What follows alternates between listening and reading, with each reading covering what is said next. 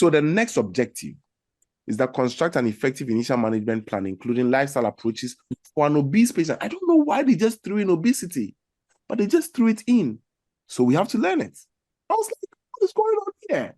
Like in this objective, they just throw in pediatric obesity. Okay, so let's go. Let's go. So management of obesity in pediatric patients will be covered in the next lecture, but the next lecture is now. I'm doing it right now. Okay, so I have a question. Please, I need somebody to read this question for us. You are about to evaluate a 15-year-old boy in the clinic in the company of his mother. His BMI is 35 kilo or Kilogram per meter squared. okay, 35 kilogram Per meter squared. per meter That's how to square. measure BMI. Yeah. Yes. Which of the following terms will you avoid in your counseling? Choose as many as apply. Good. A, obese. B, fat. C, chubby. D, unhealthy weight. E, diet. F, ideal weight. G, excess weight. H, weight problem. I, healthy eating. G, healthy body weight. Good. So if you are counseling a child in Canada who has issues with weight, which words will you avoid? So this is a very good learning point. Words you want to avoid will be obese, you are fat, you are chubby, you need to go on a diet, ideal weight, because we don't usually encourage those in medical practice in Canada. It's simple. Like, I just want to just touch on them quickly. Okay, good. So if you want to do motivational counseling about healthy weight in children, the terms you want to avoid are you are obese, you are fat, you are chubby, you should go on a diet. This should be your ideal body weight. Rather, you should use your weight is unhealthy weight, or you have excess weight, or you have a weight problem. Okay? And you should, instead of talking about going on a diet, rather you should talk about healthy eating. And instead of talking about the ideal weight, you should rather talk about healthy body weight. Okay? This is an issue of nomenclature, but you can easily be tricked in a board situation, right? And counseling approaches that you should avoid, and those ones you should use. You don't have to discussion focus primarily on personal bad habits that lead to obesity. You should not just be hammering on, oh, you are eating fast food, you are eating no, you shouldn't do that. Number two, you should avoid discussions centered primarily on a child's weight and behaviors. So when it comes to discussion focused primarily on personal bad habits that lead to obesity, instead of that, you should rather talk about balanced discussion of genetic, physiologic, environmental conditions. So because you have to let the child know that there are so many things which are coming together to give that particular picture. Maybe the family she's coming from, the environmental contributions, maybe her friends, what her friends are also eating, that have also led to the weight. Acknowledge that some people gain weight more easily than others, right? And discussion of environmental factors that promote weight gain, such as readily available energy-dense foods. That's what I was talking about, like fast foods and the rest, right? And then you should not focus the discussion centered primarily on the child's weight and diet and behaviors. Rather, you should discuss centered on the family's health behaviors. Because, if you are just talking about the child will feel that you're attacking them, right? And this is also good, especially for those who are preparing for NAC OSCE. Because don't forget that the NAC OSCE, the objectives of the NAC OSCE are the same as the objectives of the QE1 exam. So if you have a counseling case to do for a child with obesity, the words you should avoid, the words you should use, the approach you should use, right? You should not use scare tactics. If you don't stop eating fast food, you're going to get a heart attack. No, you don't do that. Rather, talk about balanced and realistic discussion of benefits of healthy eating and physical activity. Discussion may include benefits of short and long-term wellness and disease prevention without using scare tactics. All right. And then you should avoid goals focused on weight or appearance. Rather, you should focus on goals focused on healthy behaviors, and overall health. Right? Because some like patients who may have concerns with their weight already may have a body image problem. And then now you go talking about like you're focusing on their weight, you're hammering on it. No, they'll not really take it lightly at all, right? And endorsing food rewards or large rewards that are difficult to achieve. So don't do that. Don't say that if you're able to lose 2 kilograms, I'm going to buy a Lamborghini or something. No. Rather, encourage patients to offer small, frequent rewards for meeting achievable goals. Okay. And appropriate rewards include like praise, tokens, or stars. Or everyone can go to Dollarama and buy a star, right? Like the star for the books and stickers, and activities or privileges rather than money, food, So this is very simple, and avoid criticizing the patient. Okay. So let's play the physical exam features and of obesity in children game. Let's go. If you have a child with short stature or unexplained decrease in height velocity, what's your topmost diagnosis? We've looked at this already, but we are reviewing it again. Turner syndrome. No, wait. So we said a child with short stature or unexplained decrease in height velocity. Kidney disease. Sorry. This is kidney disease. I didn't bring the answer, but this is kidney disease, right? And as well, a child with short stature, unexplained decrease in height velocity. It could be endocrine or genetic condition like Cushing's syndrome. This is from Up to Date, by the way. A child who was growing and all of a sudden has become very short, plummy. Maybe I should have added obese. That would have led you to Cushing's syndrome. Let's go. If you have an adolescent with hypertension, what 3 diagnoses don't you want to miss? Pheochromocytoma. Oh, come on. Is that going to come to you? Contraceptive. Essential Obstructive hypertension. sleep apnea. No, it says no, wait. We said essential hypertension is common in adolescents, right? So if you have somebody who is an adolescent with hypertension, the first diagnosis coming to your mind should be essential hypertension. Essential hypertension, yeah. Number 2, it could be renal disease. Number 3, it could be Cushing's syndrome. I don't know why everyone is talking about obstructive sleep apnea and everything. No, we didn't say the patient is obese. We're just saying, okay, obese adolescent. Okay, obese adolescent with hypertension. And let's also clarify this. I think I clarified it initially. Not everyone who is obese has obstructive sleep apnea. Remember that I told you that. Somebody even asked the question and I answered that. Not everybody who is obese necessarily has obstructive sleep apnea. But 3 top diagnoses you should think about in an adolescent who is obese, who has hypertension should be, number 1, should be essential hypertension or primary hypertension. Number 2, renal disease. Number 3, Cushing's syndrome. Okay, next one. What about this? If you see a child with this, what do we call this? What do we call this? Yeah, acanthosis nigricans. Obese child, yeah. So you're thinking about increased insulin resistance and increased risk of diabetes. And usually this can be described as it may be described as a patient with hyperpigmented, thickened, velvety skin, right? In the skin folds, particularly in the neck. Acanthosis nigricans. Okay, what about this? A child with obesity plus excessive acne plus hirsutism plus either Cushing. Syndrome. PCO.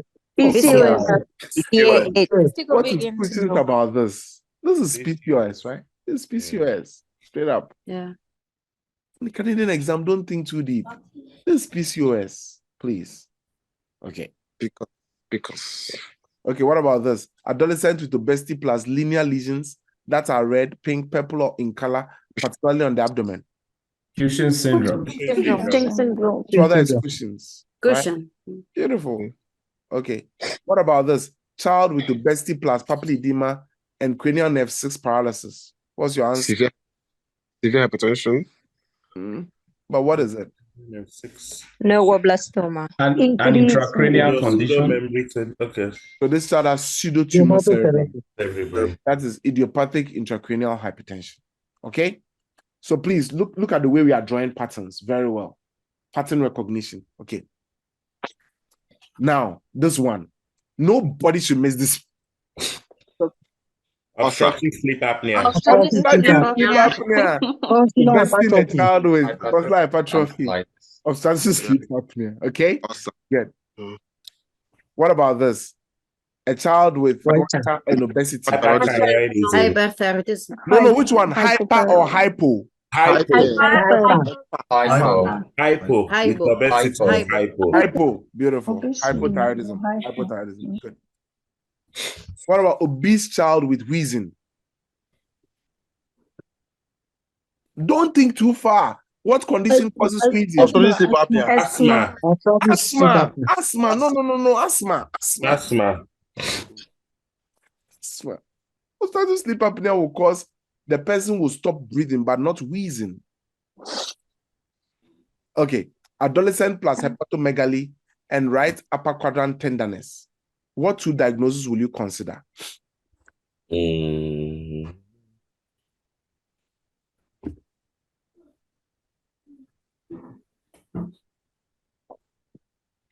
I biases? Heart failure. What did you say? I said I'm a biases. First, Okay. no. Hey. Pyelonephritis is costophrenic angular tenderness. This one we said adolescent with hepatomegaly and right upper quadrant tenderness plus increased liver span. The answer is non-alcoholic fatty liver disease and gallstones. Right? Simple stuff. Okay. I have a question. Please ask. In non-alcoholic liver disease, most of the patients are diabetic, right? Not really. You can have somebody who has non-alcoholic liver disease who is not diabetic at all. Even though that can, that's in a patient with non-alcoholic liver disease, you also want to be monitoring the A1C as well. But it is not a vice versa. It's like obesity and obstructive sleep apnea, right? You can have diabetics who have non-alcoholic fatty liver disease, and you can have patients with obesity who have obstructive sleep apnea. But the fact that someone has obesity does not mean the person has obstructive sleep apnea. And the fact that someone has fatty liver disease does not mean the person has diabetes, right? Okay, good. So obesity in a young male with undescended testes, what are you going to think about? Congenital adrenal hyperplasia. No, Prader-Willi syndrome. Prader-Willi. Prader-Willi. Okay. Obese adolescent male plus precocious puberty. Congenital adrenal hyperplasia. No, it's hypothalamic pituitary lesion, right? Okay. Okay. Obese adolescent plus abnormal gait, and the person is limping, pain in the hip or groin, limited range of motion in the hip. What are you going to think about? Slip capital femoral. Skiffy. Slip capital femoral epiphysis. Epiphysis. Beautiful. So you see, preparing for the Q1 is not a time for reading big books, and you should go like a sniper. Just pick the stuff and then go home. That's it. Okay. Obese child plus small hands and feet and polydactyly. Achondroplasia. Pseudo hypoparathyroidism. Prader-Willi and Bardet-Bild syndrome. I think the one you should focus on will be Prader-Willi. Bardet-Bild syndrome is highfalutin. Okay. So this is how a patient with Prader-Willi syndrome will present. Okay. Question. You see a 12-year-old child male in your pediatric clinic. His weight is in the 89th percentile for age. You decide to perform physical exam. List 5 areas you will examine. So if you have somebody who is obese, what are your physical exam? What areas will you focus on in your physical exam? The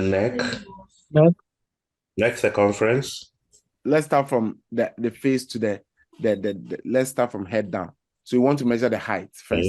The waist. Because you also want to check the blood pressure. You want to check the skin. Why? Because we talked about acanthosis nigricans, right? You want to check the eyes. So now we are looking at all the things we did. You want to check the eyes. Because if there's increased intracranial pressure, that can be a problem. You want to check the throat for enlarged tonsils, right? Then you want to check the neck for an enlarged thyroid disease, thyroid gland because of hypothyroidism. Then you want to check the chest because we said obese plus wheezing is equal to what? Asthma. That's right. Then you want to do abdominal exam for hepatomegaly. We said obese plus right upper quadrant pain plus increased liver span is equal to what? Non-alcoholic. Non-alcoholic fatty liver disease. And what else? Gallstones. Gallstones. Gallstone. And you want to check the penile size as well. And then you also want to check the testes. And what diagnosis are we thinking about? Brother Willie. And then you want to check the gait. What diagnosis are you concerned about? Sleep capital femoris. Capital femoral. And then you want to check the hand size. What diagnosis are you thinking about? So if you have a child who is obese and the height just stopped at a point in time and the child has become obese, what diagnosis are you thinking about? Cushing's. And if you have a 16-year-old child whose blood pressure is high and is obese, what diagnosis are you thinking about? Polycystic ovary. Oh, come on. We're still talking about polycystic ovary syndrome. What about essential hypertension? Essential hypertension. Okay. Yes. Guys. Okay. First. What? Familiar. What do you say? I think we should think of essential first. Exactly. Because it's adolescent, right? Good. Okay. So you see a 12-year-old male in your pediatric clinic, his weight is in the 89th percentile for age. Which one investigation will you request? What one bedside physical exam will you perform? Be specific. ECG. Hello, doctors. Let's wrap things up. I think we've done almost 2 hours. We've done 1 hour, 41 minutes. Check for abdominal brain. So what investigation will you do in an obese 12-year-old child? One investigation. You want to do fasting lipid profile. That must be requested for everyone. For the child who is 12, glucose and AST and ALT are conditional. But if you want to look at 3 top investigations you want to do in any child with obesity, before you even think about anything, think about cholesterol level. Creatinine. You're Ultrasound. Okay. Think about cholesterol levels. Think about blood glucose. Think about liver function tests. But with these 3, if you have to do one, then you have to do the fasting lipid profile, right?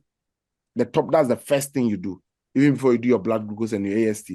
Before you go on to kidney test and all those things, this is a board exam. The topmost thing you want to do is cholesterol exam. What's the bedside physical exam you do? Blood pressure measurement. Simple. I have a question. Please ask your question. Why is it not blood glucose first, since he's obese? Why fasting lipid? Well, so they said that in a child who, and I'm going to explain it. I'm going to explain. You realize that it says it's conditional and it is dependent on other factors. But if there's one investigation you should do for all obese patients, it is fasting lipid profile.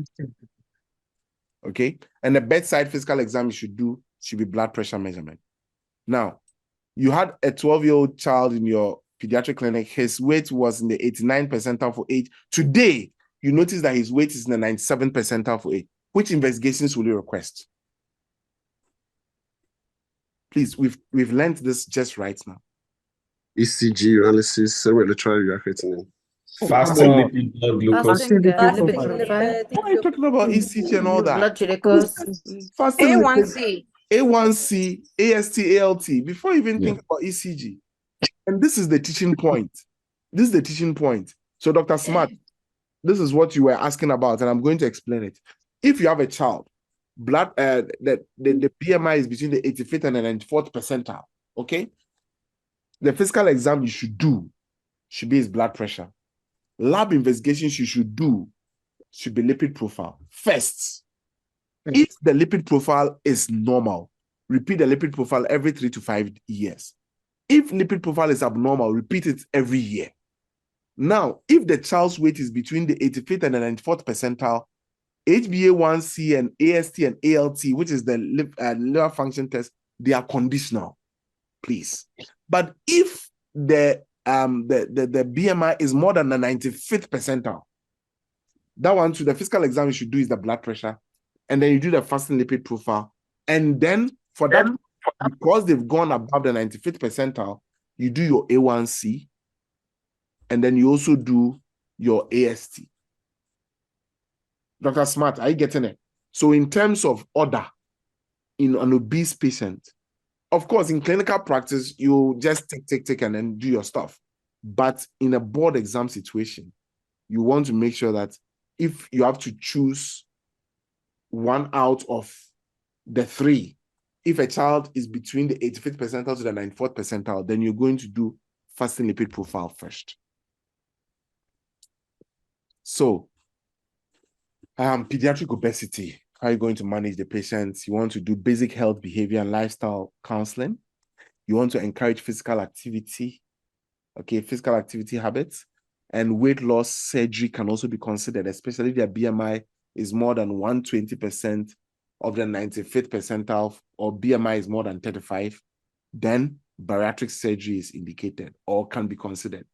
And then pharmacotherapy. Now, pharmacotherapy, one medication you should remember. Write it down, please. Write it down right now. Many of you are not writing. Write this one down. One medication you can give to patients who are obese, whose BMI is more than 35, is semaglutide. Semaglutide. Semaglutide. Semaglutide. Semaglutide. Okay? And it's the same information that I've just put here, and it's from up to date. I don't want to waste your time on that.